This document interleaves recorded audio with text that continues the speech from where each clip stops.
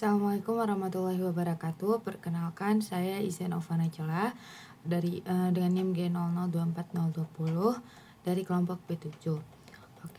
Saya akan membahas tentang laporan anatomi blok 2.3.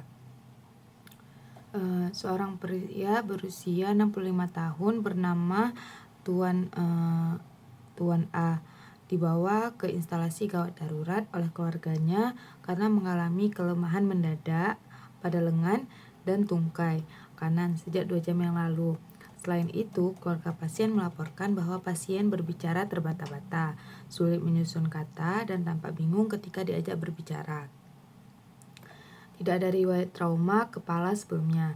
Pada pemeriksaan fisik didapatkan hemisfer sisi kanan, terutama lengan, lebih berat dibandingkan tungkai.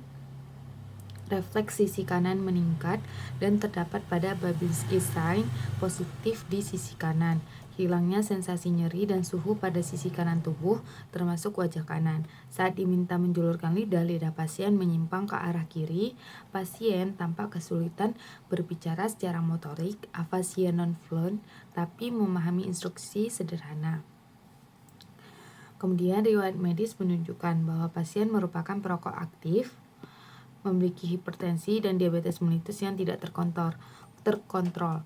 Pemeriksaan CT scan kepala menunjukkan infarksi iskemik pada lobus frontalis parietalis kiri, terutama di bagian korteks motorik dan sensorik primer.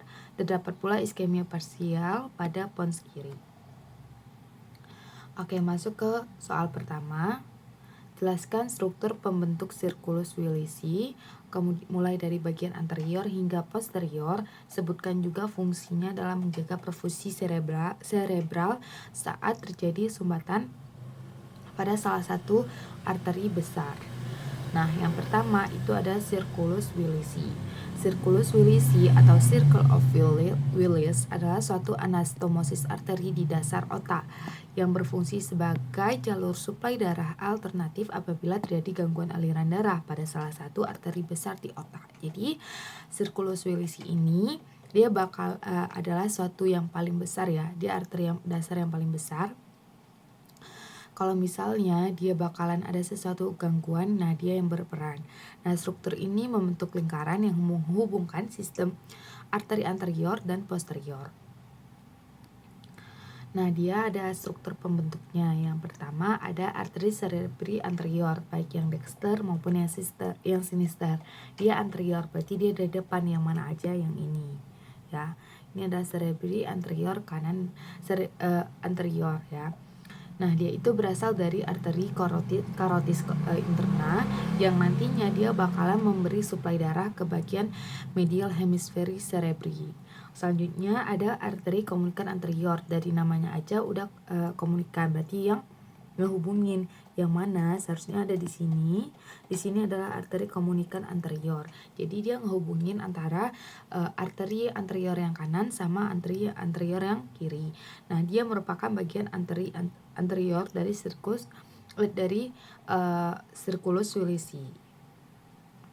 Nah, selanjutnya ada arteri karotis interna kanan dan kiri yang merupakan cabang dari arteri karotis cerebri anterior dan arteri cerebri media, yang nantinya dia juga masuk ke sirkulus Willisi sebagai penting dari sistem anterior. Kemudian ada arteri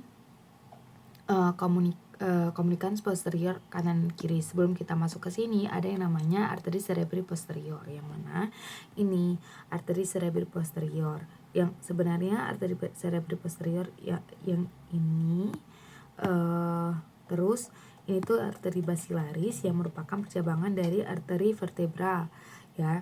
Nah, yang komunikan yang mana ini? Jadi dia ngehubungin antara posterior sama media. Nah, di sini yang medianya.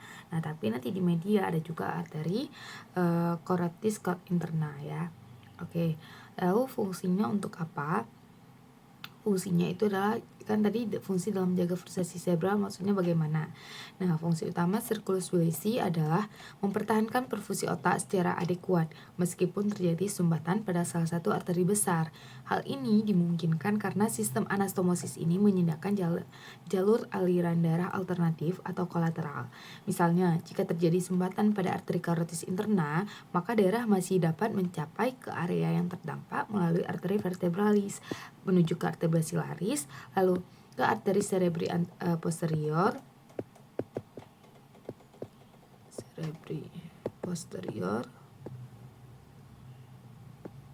kemudian masuk ke arteri komunikan posterior, lalu selanjutnya ke arteri cerebri anterior dan seterusnya. Oke, selanjutnya soal yang nomor kedua. Sebutkan dan jelaskan perbedaan antara traktus corticospinalis dan traktus spinothalamicus yang nantinya kita akan menjelaskan perbedaan kedua ini terkait dari fungsinya, baik itu fungsi traktus corticospinalis maupun traktus spinothalamicus. Lalu titik awal dan akhir yang merupakan awalnya dia dari mana sampai akhir, lalu lokasi penyilangan yang mana nanti penyilangan kita harus tahu traktus corticospinalis di mana sama traktus spinothalamicusnya nanti di mana penyilangannya. Lalu letak relatif di medula spinalis ya. Jadi yang mana sebenarnya di sini kan kita perlu tahu kalau di sini ada korteksnya dari cerebri kita. Lalu di sini ada talamus. Nah, penyilangan yang dimaksud, yang di sini nanti penyilangan ada yang terjadi di lateral, ada juga yang anterior. Nah, namun di anterior itu tidak terjadi penyilangan, sedangkan di lateral itu terjadi penyilangan ya. Lalu dia yang ini adalah medula oblongata. Oke, kita akan bahas satu-satu dari fungsi utamanya dulu. Nah, traktus corticospinalis dia itu berfungsi untuk mengantarkan impuls motorik dari otak ke medula spinalis. Jadi dia impulsnya dari otak ke medula spinalis yang nantinya dia bakal mengatur gerakan volunteer otot rangka. Jadi dia yang bakal ngaturin otot yang kita secara sadar ya. Lalu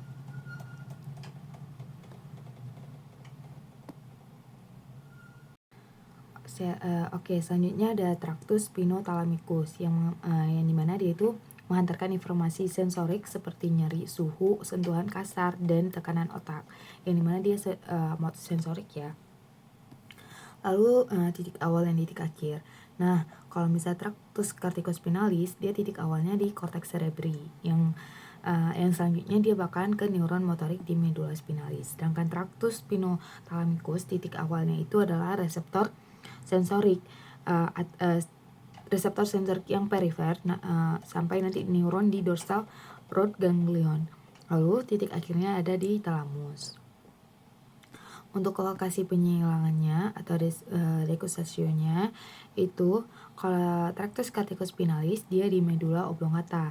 Dia dikenal juga dengan decussatio pyramidum ya. Jadi di sini akan terjadi decussatio pyramidum. Lalu dia tuh bakalan sekitar 75-90% dia bakalan di kontralateral nih yang kayak kita bilang tadi. Makanya di sini bakalan terjadi penyilangan dari si traktus corticospinalis. Sedangkan spinothalamicus itu yang menyilangnya di medula spinalis, dimana tepat setelah masuk melalui root dorsalis ya. Lalu letak relatif di medula spinalisnya gimana? Kalau traktus corticospinalis itu dia di kolumna lateral ya, sedangkan di traktus spinothalamicus di anterolateral. Jadi bisa kita lihat kalau di kolumna lateral itu ada si traktus corticospinalis yang tadinya menyilang yang di sini ya. Kalau bisa di anterior di anterolateral dia tuh ada traktus spinothalamicus. Oke, selanjutnya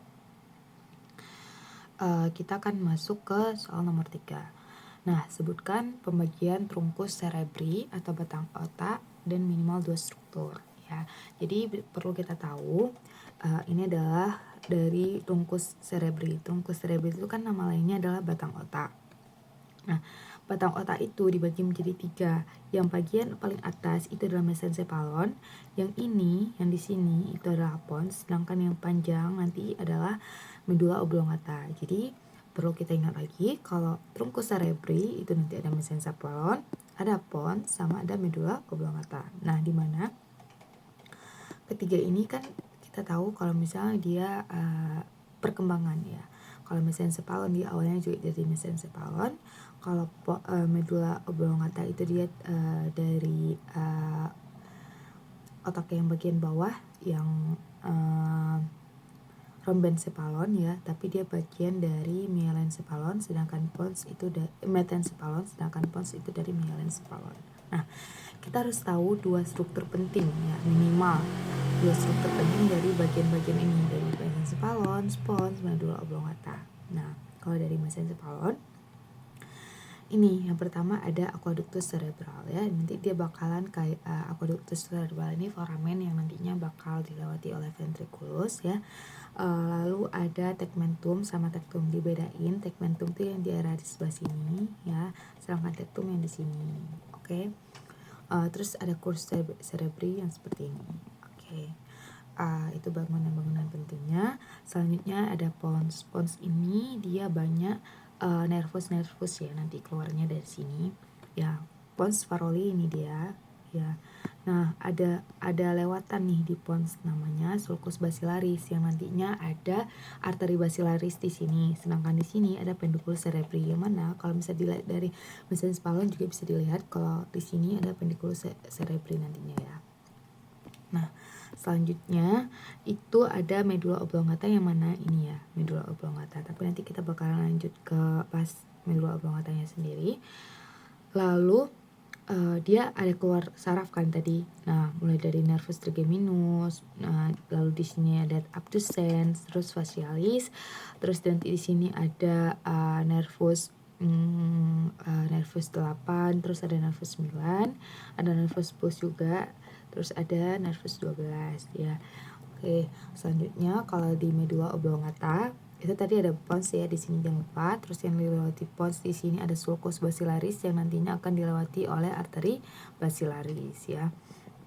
Yang arteri basilaris itu tadi yang nanti bakal bercabang menjadi posterior cerebri ya, untuk di circulus Wilisi. Nah, di medula oblongata itu paling penting adalah piramid sama olive. Nah, di mana piramid itu lebih ke ventral, sedangkan olive itu lebih ke dorsal ya letaknya nih. Di sini kan piramid ya, sedangkan di sini olive. Jadi dia lebih olive lebih dorsal, sedangkan piramid lebih ventral.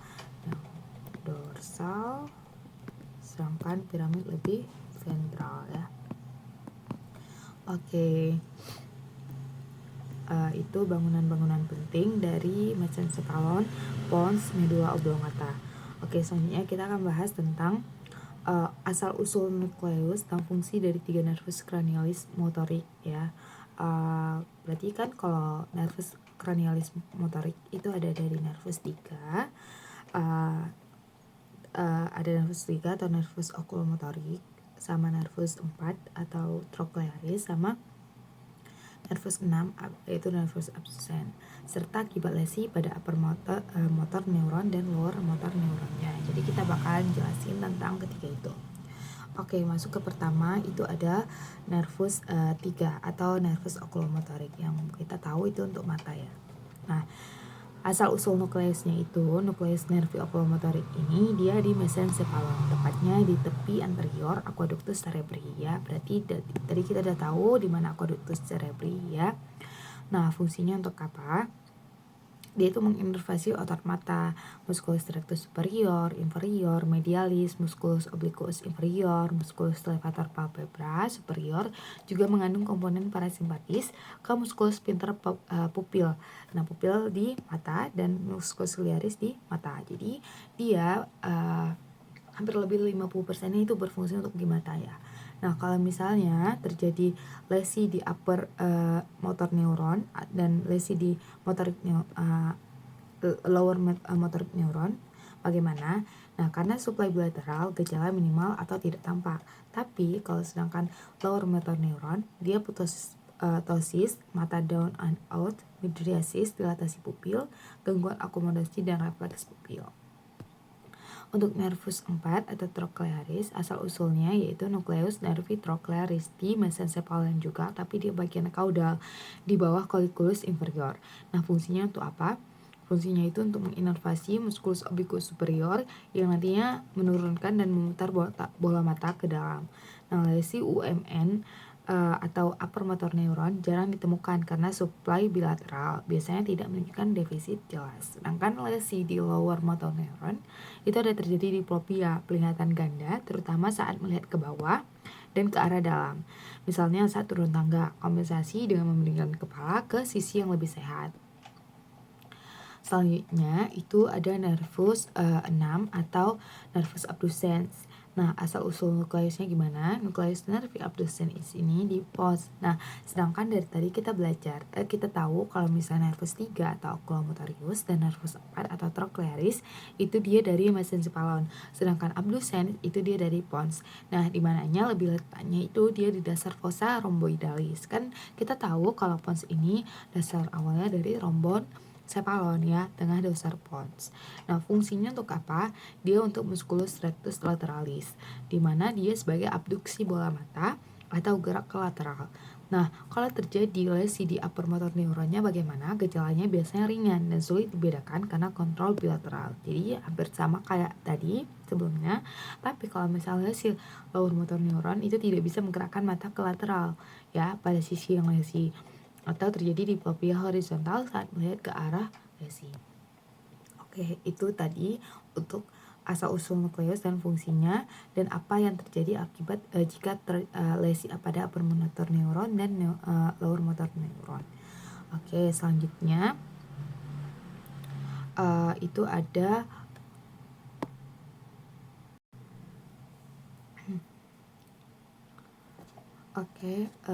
selanjutnya kita akan ke soal selanjutnya ya.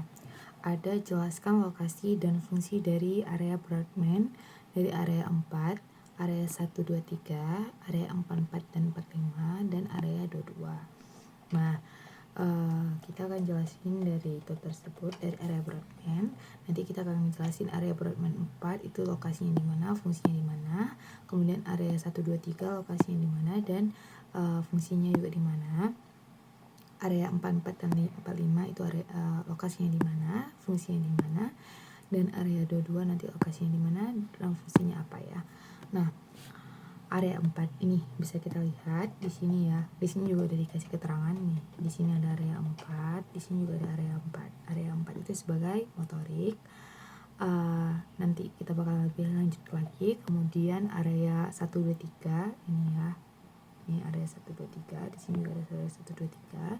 Dia sebagai somatosensorik. Kemudian area 4, 4 dan 45 di sini ya. Di sini itu dia sebagai area Broca. Nanti area Broca apa nanti kita akan jelasin. Kemudian ada 22 ada di sini. Itu fungsinya untuk area Wernicke ya. Nanti kita bakalan ngejelasin juga area Wernicke itu apa dan fungsinya untuk apa. Ini tadi kita bisa lihat juga ya, yang di sini area 44 dan 45. Di sini area 22, di sini ada somatosensorik tadi sebagai area 1, 2, 3 ya. Sama di sini ada area 4 atau korteks motorik periferial. Nah, oke, yang pertama ada area 4 atau primary motor cortex. Nah, lokasinya itu terletak di gyrus precentralis lobus frontal. Maksudnya di mana? Ini kan tadi ke area 4 kan. Precentralis lobus frontal. Di sini adalah lobus frontal kita di kepala. Ya kan?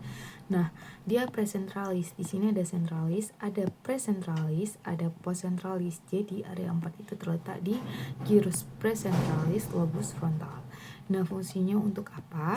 Fungsinya itu namanya udah motorik ya kan. Jadi dia mengontrol gerakan otot yang sadar, khususnya gerakan motorik halus dan terkoordinasi. Maksudnya gimana? Contoh misalnya kita mau mengambil pulpen. Nah, itu dia didefinisikan di area Brodmann yang keempat ya. Nah, kemudian area ini mengandung neuron atau upper motor neuron lebih tepatnya, yang nantinya bakalan dikirimkan ke sinyal sumsum tulang belakang yang udah kayak kita jelasin di sebelumnya ya. Oke, selanjutnya itu ada area 1, 2, 3 atau primary somatosensory cortex ya. Dia itu letaknya di mana? Di gyrus postcentralis lobus parietal. Nah, kayak kita bilang tadi, kalau misalnya di sini precentralis, berarti di sini postcentralis, tapi dia bukan lagi di lobus frontal. Ini kan lobus frontal dari kepala kita atau depan, sedangkan parietal yang sebelah sini. Jadi dia somatosensorik primer, dia letaknya di gyrus postcentralis di lobus parietal. Fungsinya untuk apa? Dia kan somatosensorik, berarti dia berfungsi untuk mengolah informasi sensorik ya dari tubuh yang kita dapatin, seperti contohnya sentuhan, tekanan, getaran, suhu, dan nyeri. Jadi kalau misalnya suhu yang dingin, cuaca yang panas, ya cuaca dingin panas, itu dia diterjemahkan di area 1, 2, 3 atau primary somatosensory cortex yang nantinya dia letaknya di gyrus postcentralis lobus parietal ya. Oke, selanjutnya area 4 dan 45 yang tadi area Broca, area Broca. Nah, dia itu letaknya di hemisfer yang kiri, bagian posterior inferior frontal gyrus ya di sini. Nah, area Broca itu dia terlibat dalam produksi bicara. Jadi, untuk berbicara itu dibutuhkan di area Broca dan kemampuan tata bahasa. Jadi, kita berbicara dengan yang baik dan benar itu diatur di area Broca atau area 44 dan 45. Nah, kalau misalnya ada kerusakan pada area ini, dia dapat menyebabkan afasia Broca atau kesulitan berbicara tapi masih memahami yang baik. Karena kalau orang lain berbicara dan kita memahami itu beda lagi di area ini. Jadi area 44 dan 45 atau area Broca dia hanya untuk kita bicaranya gimana, cara menyusun kata-katanya itu gimana. Jadi kemampuan tata bahasa yang kita gunain sehari-hari itu diatur di area Broca atau area 44 dan 45. Kemudian ada area 22 atau Wernicke area di mana dia terletak di sini ya, atau lokasi bagian posterior superior temporal gyrus terutama di hemisfer yang kiri. Nah, fungsinya itu terlibat dalam pemahaman bahasa lisan dan tulisan. Kalau terjadi kerusakan pada area ini, dia akan menyebabkan afasia Wernicke, di mana dia bicaranya lancar tapi dia nggak bermakna dan pemahamannya terganggu. Jadi kalau misalnya tadi area Broca, dia itu sulit berbicara tapi dia masih bisa memahami orang lain, ya kan? Dia masih bisa memahami pembicaraan dari yang dia terima. Tapi kalau misalnya area Wernicke itu terganggu, dia bisa berbicara tapi berbicara yang gak ada artinya, yang gak teratur, dan dia sulit memahami apa orang lain yang bicara, apa orang lain yang berikan ke dia. Nah, jadi itu namanya afasia Wernicke ya. Dia berbicara lancar tapi tidak bermakna dan pemahamannya terganggu. Sedangkan afasia Broca itu kesulitan berbicara tapi dia masih memahami dengan baik ya. Oke, lanjut di yang keenam. Mengapa oklusi pada arteri cerebri media itu lebih sering menyebabkan kelumpahan pada wajah ya dan lengan dibandingkan tungkai? Jelaskan dengan mengaitkan distribusi vaskuler dan homunculus motorik. Oke, selanjutnya kita akan menjelaskan di soal nomor 6 ya, mengapa oklusi pada arteri cerebri media itu lebih sering menyebabkan kelumpuhan pada wajah dan lengan dibandingkan tungkai. Jelaskan dengan mengaitkan distribusi vaskular dan homunculus motorik. Jadi kita bakal ngejelasin kenapa cerebri media itu kalau misalnya terjadi gangguan di oklusi di cerebri media, dia bakal lebih menyebabkan kelumpuhan lebih cepat di wajah dan lengan dibandingkan di area tungkai ya. Jadi arteri cerebri media itu menyuplai bagian lateral hemisfer otak termasuk korteks motorik primer atau tadi kayak kita udah jelasin di area Brodmann yang keempat yang terletak di gyrus precentralis lobus frontal ya.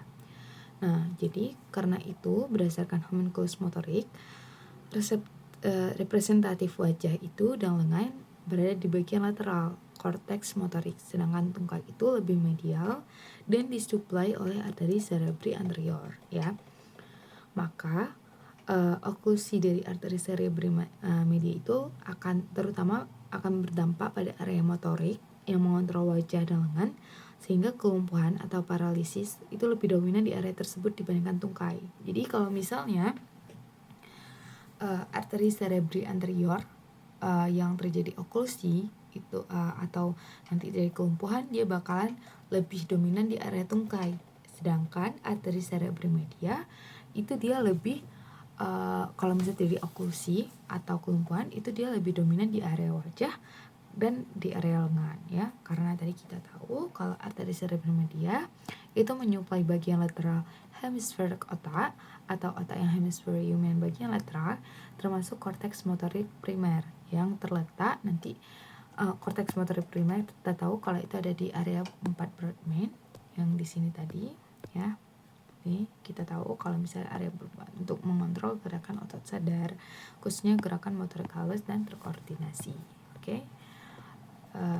Jadi makanya kalau misalnya arteri cerebri media yang terjadi oklusi atau nanti bakalan ada kelumpuhan atau paralisis, dia lebih dominan itu terjadi pada wajah dan lengan, bukan pada bagian tungkai, karena tungkai itu dia lebih di arteri cerebri anterior. Oke.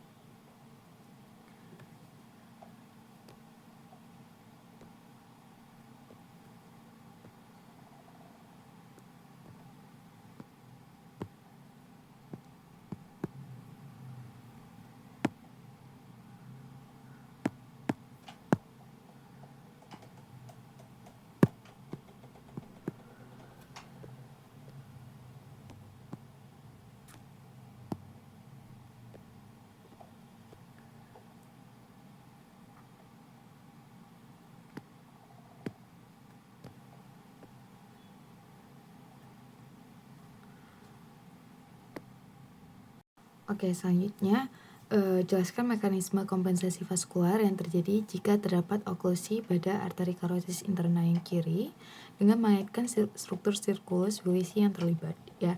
Jadi kita tadi udah belajar kalau misalnya struktur sirkulus Willisi itu salah satunya ada karotis interna yang kiri. Nah, tapi kali ini kita belajar apa mekanisme kompensasi vaskular kalau misalnya ada terjadi oklusi pada arteri karotis interna kiri. Jadi kalau misalnya karotis interna yang bagian kiri ini ada yang terganggu atau tersumbat atau ada yang rusak, bagaimana kompensasi vaskularnya ya. Oke. Kita tahu lagi kalau misalnya tadi kita udah belajar, udah diterangin sebelumnya. Kalau misalnya sirkulus Willisi ini adalah jaringan arteri di dasar otak yang nantinya menghubungkan sistem karotis interna, dengan sistem vertebrobasilar melalui anastomosis. Yang mana maksudnya? Kita lihat gambarnya. Jadi dua ini, kita tulis ya.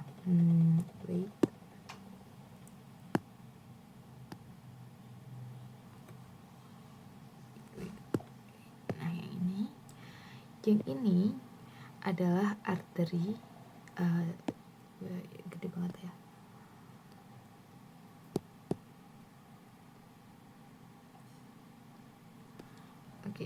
Yang ini adalah arteri vertebra ya. Arteri vertebra. Nah, nanti arteri vertebra ini kan bercabang nih di sini. Nah, yang paling besar ini namanya arteri basilaris. Kita tahu juga arteri basilaris ini nanti dia kan dilewati di sulcus basilaris yang ada di bagian pons tadi kan. Nah, jadi maksudnya sirkulus Willisi ini adalah yaitu kan menghubungkan sistem karotis interna dengan sistem vertebrobasilar. Jadi ini karotis interna yang bagian sini dia akan dihubungkan ke arteri vertebrobasilar ya. Jadi sirkulus Willisi itu maksudnya ya. Nah, yang ditanya kompensasi vaskular kalau misalnya karotis interna yang bagian kiri, yang ini berarti yang sebelah sini berarti ya. Kalau misalnya dia terjadi oklusi, bagaimana kompensasi dari seluruh sirkulus Willisi ini, ya kan? Nah, jadi kalau misalnya karotis interna yang bagian kiri itu terganggu atau terjadi oklusi, suplai darah dari yang bagian cerebri anterior dan cerebri media yang sebelah kiri itu akan terganggu, ya kan? Karena kan mereka berada di antara si karotis interna yang sebelah kiri itu berada di antara arteri cerebri anterior yang kiri dan arteri cerebri media yang bagian kiri. Nah, mekanisme kompensasinya bagaimana? Itu terjadi melalui arteri commutaans anterior. Kan tadi kita juga udah tahu. Kita buat lagi di sini. Di sini adalah arteri komunikan anterior ya. Kalau misal tadi kita juga udah tahu kalau misalnya komunikan dari namanya aja berarti menghubungkan arteri cerebri yang kanan, arteri cerebri anterior yang kanan sama yang kiri. Nah, jadi arteri komunikan anterior ini dia memungkinkan arteri cerebri yang bagian kanan, arteri cerebri anterior yang bagian kanan yang masih menerima suplai dari karotis interna yang kanan untuk mengalirkan darah ke arteri cerebri yang kiri. Jadi kalau misalnya nanti karotis interna yang kiri rusak, jadi dia masih ada arteri komunikan yang nantinya arteri komunikan anterior akan mengalirkan darah dari arteri cerebri anterior dari arteri karotis interna yang bagian kanan ya ke bagian kiri. Kemudian ada arteri commutans posterior, yang mana arteri commutans posterior yang ini dia yang menghubungin antara arteri cerebri posterior yang dengan arteri cerebri media ya. Nah, jadi arteri commutans posterior itu dapat mengalirkan darah dari sistem vertebrobasilaris yang tadi ada arteri basilarisnya di sini ke arteri cerebri posterior. Lalu nanti arteri karotis interna kiri itu melalui anastomosis akan balik terbatas ya. Nah, jadi mekanisme ini membantu mempertahankan aliran darah ke jaringan otak tetap baik ya, walaupun tidak sempurna sesempurna untuk balik dengan kalau misalnya tapi masih bisa mengalir ke otak walaupun salah satu di bagian sirkulus Willis ini terganggu atau terjadi oklusi ya.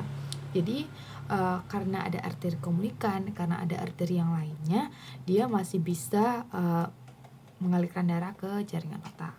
Oke, mungkin itu saja penjelasan laporan praktikum anatomi blok 2.3 dari saya.